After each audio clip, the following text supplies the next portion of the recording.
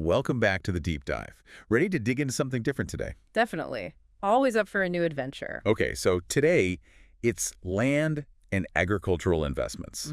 We had that listener write in with like a ton of research on this. Yeah, looks like they're really looking to, well, invest in some land. It's cool though, right? I mean, we're not just talking about like stocks and bonds here. Totally. It's tangible, right? Like a finite resource and all. Yeah. Okay, so let's break this down. We got to start with what they call raw land.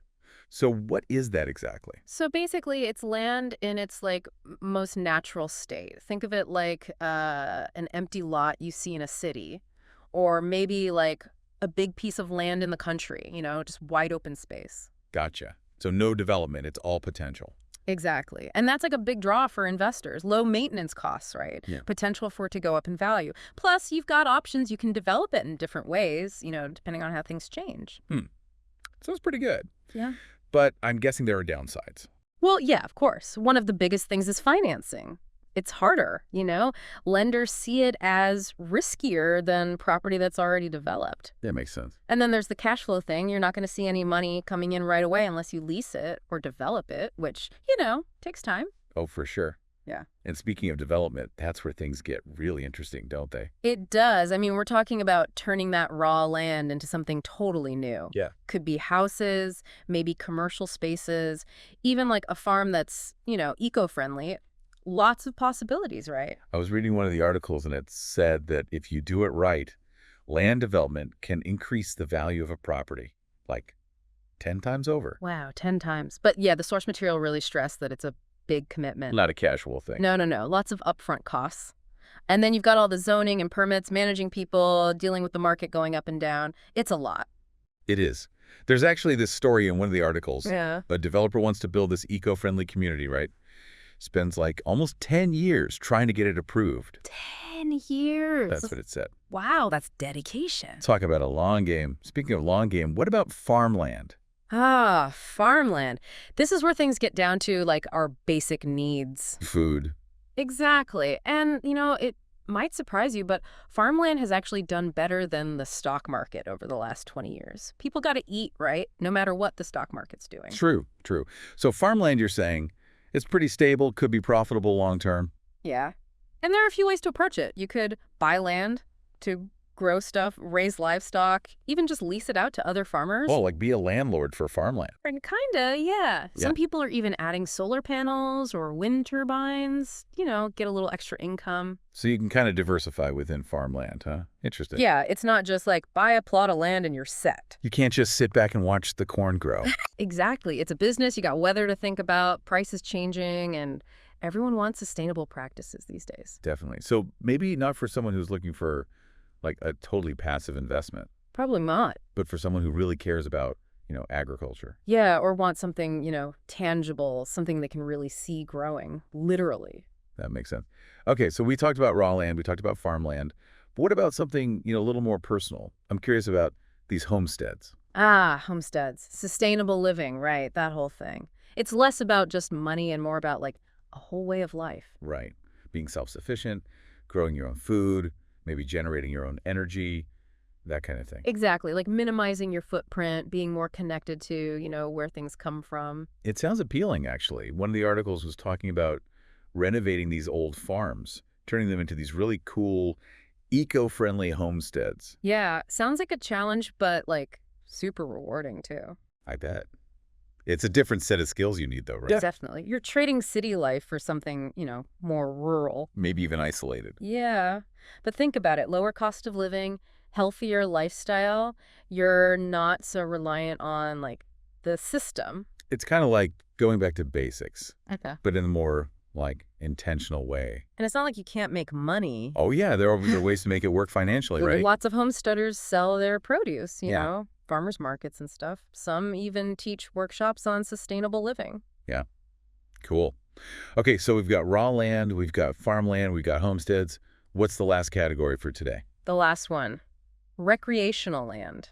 Think about it. This is the land you use just for fun. Ah, okay. So like hunting? Yep. Hunting, fishing, camping, just enjoying nature. Sounds pretty relaxing. Right. Lower maintenance too, probably. Probably, yeah. And as more people want to, like, get outdoors and stuff, there could be ways to make money from it. Like glamping. I read about that. It's like glamorous camping. I kind of want to try it. It sounds fun, but like with all these land investments, there are things to think about. Location matters, zoning, regulations, stuff like that. For sure. Okay, so we've covered so much today. Mm. Land that's totally undeveloped, working farms, places to escape to in nature. It's amazing how many ways there are to invest in land. It is. And we're not even done yet. So many options, right? It's a lot to take in. What are some key things our listeners should be thinking about as they're looking at all these different land investments? Well, no matter what kind of land it is, location, location, location, it's all about the local market, right? Does it have potential? What's driving demand there? Right, right. And of course, you can't forget the legal side of things. Absolutely. Zoning, regulations, got to do your homework. You need to know what you can actually do with the land. One of the articles was talking about conservation easements. Sounded kind of complicated. Yeah, those can be tricky. It's like you're working with these organizations to protect the land. It's Right. great, but, there are legal agreements. You got to make sure you're using the land the right way. Lots of details. And then there's financing. That came up a lot in the articles, like a big challenge. Yeah, especially for raw land or farmland. Regular banks, they might not be so into those kinds of loans. Right. So what do you do? Well, there are specialty lenders, and sometimes the government has programs, to help out. Like the USDA? Yep. They have loans for farmland, for example. Yeah. And sometimes there are tax breaks, if you're doing things like conservation or sustainable farming. Oh, that's good to know. Yeah. Okay, so location, legal stuff, financing.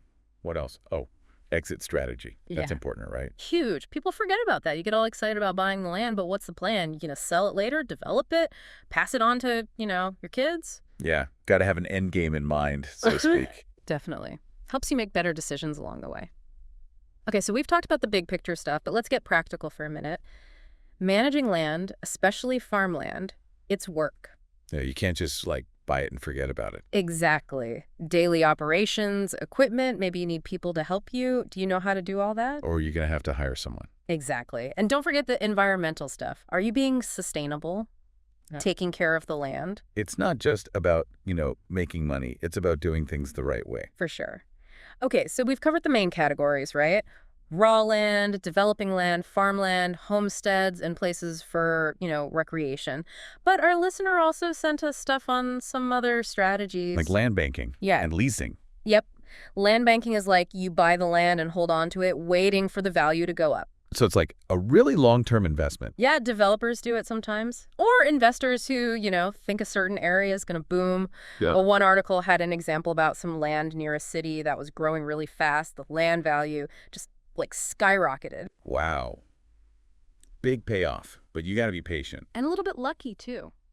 For sure. What about leasing? Leasing is cool because you can make money without having to do a lot of the work. Like you lease your land to a farmer or maybe for hunting. Or even a solar farm. Exactly. Someone else manages it and you get a nice, steady income. Okay, last thing I want to talk about. Abandoned farm renovations. I'm kind of fascinated by that. Me too. It's like those home makeover shows, but, way bigger. Exactly. Taking these old, rundown places and turning them into something amazing, like a homestead, or maybe a place to hold events. Or a super cool farm that's, all sustainable and stuff. One of the guides talked about using historical preservation techniques. That's neat. It's like respecting the past while also making something new. And it's not just about how it looks, right? Restoring those farms can bring life back to a community, create jobs, keep farmland from being, lost forever. It's pretty inspiring to see what people are doing. It really is. It reminds you that land investment isn't just about, money in your pocket. It's about connecting with the land, understanding where it came from, and making sure it's still there for, future generations. Wow, we covered a lot in this deep dive. So many different ways to think about land and agriculture, huh? It really is fascinating, right? And it's not just about the numbers. It's about how we treat the land, how it affects communities. It's a big responsibility. It is. It is. It makes me think about, my own connection to the land. I remember visiting my grandparents' farm when I was a kid. It was such a different experience.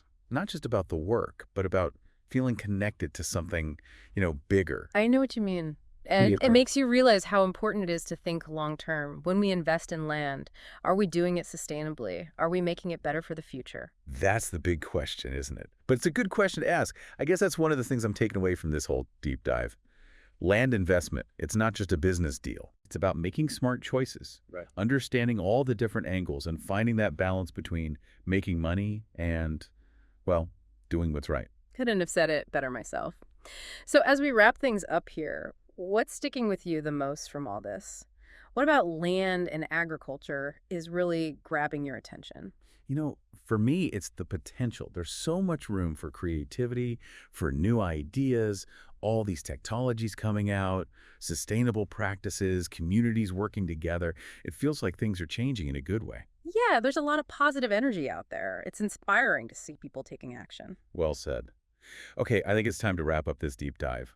We've explored so much, learned a ton about land and agricultural investments. And hopefully, our listener is feeling a bit more informed, a bit more confident about navigating this world. Totally. But remember, this is just the start. Keep learning, keep asking those tough questions, and most importantly, never lose that connection to the land. Couldn't agree more. Best of luck to you out there. Thanks for joining us on the deep dive. See you next time.